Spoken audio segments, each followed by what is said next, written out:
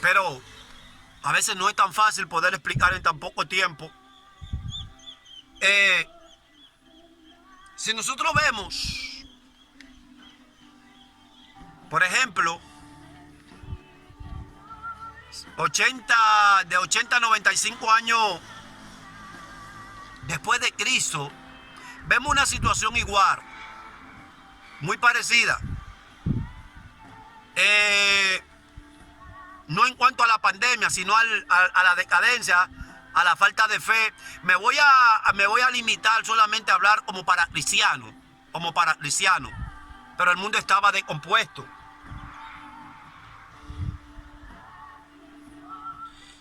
Allí la iglesia, luego de haber visto una glorificación a través de la muerte y resurrección de Jesucristo, todo esto provocó un gran avivamiento, todo esto provocó prácticamente una santificación, todo esto provocó que el evangelio sea expandido puro y santo. Y había un movimiento y los hermanos se movían y Hechos narra ahí un montón de, ¿verdad? Pablo, y hubo un movimiento bueno. Parecía haber esperanza. Todos estaban esperando a Jesucristo para allá, para el momento. Y al tener esa convicción la gente, tanto cristiano como no cristiano, había un temor, lo cual podía poner límite al decaimiento social. Entonces se volvía un poquito más sociable. El cristiano cedía un poco más ante el que no era cristiano y había una convivencia, porque alguien necesita ceder. Ahora, ¿qué es lo que pasa? Que cuando hay una descomposición social, nadie cede. Todos somos parejos y todos somos iguales. Y no hay un Dios, no hay una autoridad, no hay nadie. Pero ya llegando cerca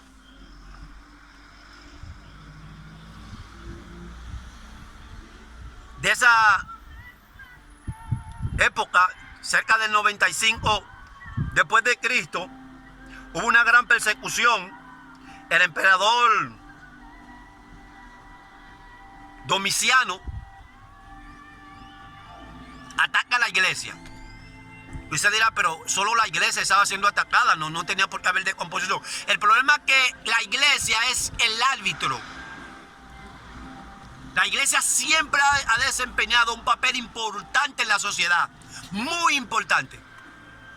La iglesia es la que intermedia, la iglesia es la que vende amor, la iglesia es la que lleva paz, la iglesia es la que busca el término sociable. Es la iglesia, siempre ha sido la iglesia. Viene toda esta persecución. Los evangélicos, los cristianos, la iglesia empieza a perder la fe, empiezan a esconderse, empiezan a tratar de defenderse, ven la situación amarillista, ven fin de mundo, y esto conlleva toda una situación muy difícil, muy difícil. Es por esto que, estando uno de los apóstoles principales, de las autoridades del entonces, de las pocas autoridades que quedaban, era el apóstol Juan. El apóstol Juan. ¿Y dónde estaba? Encarcelado. En una isla donde la gente no tenía acceso a un mensaje de paz y de tranquilidad. En una isla donde cuando Juan escribía algo, llegaba 4 meses después al pueblo. Entonces, había un caos porque no había palabra, no había... Las mismas iglesias estaban un poco descompuestas y todo el mundo estaba buscando la estrategia de sobrevivencia. Estaba más afanado en ver cómo se buscaban las estrategias políticas para lograr tener empatía con los gobiernos, con el emperador, o que no violar leyes donde provocaran persecución directa contra la iglesia local, que lo intentaba. O cómo sobrevivir en lo económico, cómo sobrevivir en lo moral. Entonces, la iglesia en ese entonces estaba perturbada. Estaba actuando como que sin Dios y sin esperanza. Y muy poca iglesia, si usted se pone a ver en el mensaje de las 7 iglesias, a muy poca, a la hora de enviarle la carta, fueron pasadas con nota de 100.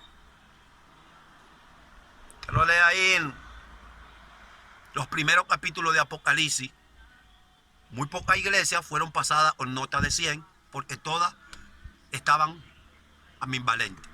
Ahora, vuelvo y le reitero, la importancia de esto era que la iglesia, no desde ahora, desde siempre. Siempre ha habido una iglesia. Siempre. Noé fue la iglesia, Abraham fue la iglesia, Moisés fue la iglesia, el pueblo de Israel fue la iglesia. Siempre ha habido una iglesia. Una iglesia que es la árbitra, es la que trae la paz. Ahora, ¿qué es lo que ha sucedido? ¿Por qué nosotros, o yo entiendo que Dios ha enviado o ha permitido o rijo que llegue esta enfermedad? Oh, pero mi hermano, con este desalboroto que hay. Mire, a principio de este año 2020, fueron muchos los apóstoles y profetas que se aventaron y dijeron por las redes sociales y por todos los medios: este será un año glorioso, este será un año donde todo da viento en popa, este será un año donde habrá prosperidad y habrá bienestar. Y cuántos no se mandaron, ¿verdad?, el mensaje comercial, porque Dios no se equivoca. El mensaje comercial para este año, no me vengan a mí que después en el año 22 fue lo que ellos profetizaron el 20. Para este año profetizaron todo lo bienestar del mundo. Lo que pasa es que los tiempos han cambiado. En otro tiempo teníamos que agarrar todo un saco de piedra o llenarlo ahora los carros, llenarlo de piedra y ande esos apóstoles y esos profetas y entrarle a pedrar. Pero los tiempos han cambiado. Nadie se atrevió a profetizar, a advertir sobre esta pandemia. Escúcheme, una sola persona orar. No fue directo por la pandemia. Y ese Alejandro Jerónimo, quien fue superintendente de Asamblea de Dios República Dominicana, fue el único hombre que escuché llamando a la iglesia a orar. Creo que 100 días convocó a la iglesia a orar, porque él veía catástrofe, él veía situaciones difíciles. Vuelvo y reitero, mire, si usted lo busca en Facebook, si usted logra meterse, usted va a ver que él está llamando a los pastores, llamando a la iglesia a unirnos, a orar, porque él está viendo catástrofe. Él veía tiempos difíciles. Óigame, no estaba la pandemia, no había nada.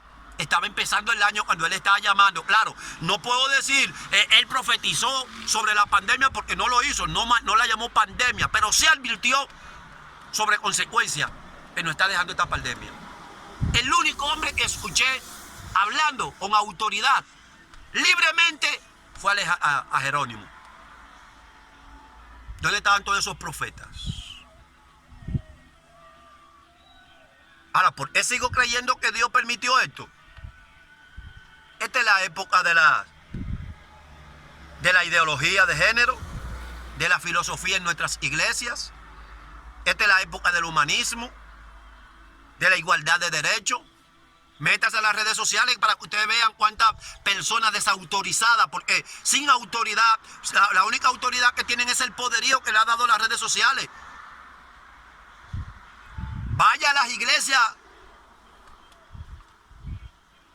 de los neoliberales para que usted lo vea atacando a los conservadores, cómo se ríen de los dogmas, cómo se ríen de aquella falta, porque no estamos hablando de perfección, porque no ha existido una iglesia perfecta, pero sí han existido hombres y mujeres santas que mantenían la integridad, que se mantenían como árbitros de la sociedad, del mundo. Eran la luz a donde había que ir cuando había una pandemia como esta. No eran los más letrados, no podían llenar un estadio, no podían tener las iglesias de 50, 70 mil miembros, pero créame.